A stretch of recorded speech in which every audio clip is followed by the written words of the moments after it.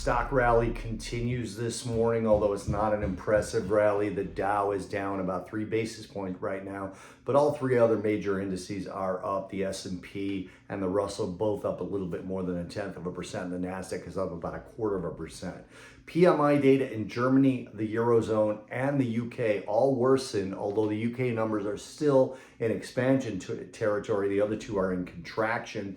In the US, manufacturing PMI got worse and fell deeper into contraction territory, while services and composite got slightly better and remain in expansion territory. However, this isn't a bad outcome for stocks given the aggressive rate cuts we're starting to see, and this data supports the view of these rate cuts. Atlanta Fed President Raphael Bostic spoke this morning, and he said he's starting to see the central bank cutting cycle with a large move will help bring interest rates closer to neutral levels as the risk between inflation and employment become more balanced. We still have more Fed speak coming, I'll talk about in a minute.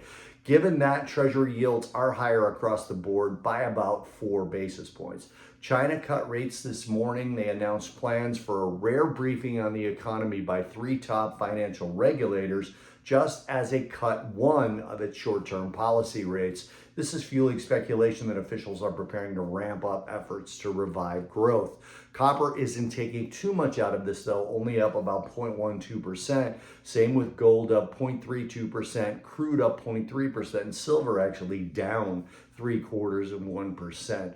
I mentioned more Fed speak. It includes Minneapolis Fed President Neil Kashkari, tomorrow Fed Governor Michelle Bowman. We've also got Chicago Fed President Austin Goolsbee coming up. Looking ahead after the close today, earnings include AAR Corp and Red Cat. Before tomorrow's open, we get KB Homes. Data tonight, September services PMI out of Japan. Tomorrow, an interest rate decision from the Reserve Bank of Australia and the Conference Board's consumer confidence data in the US, as well as a 2-year note auction.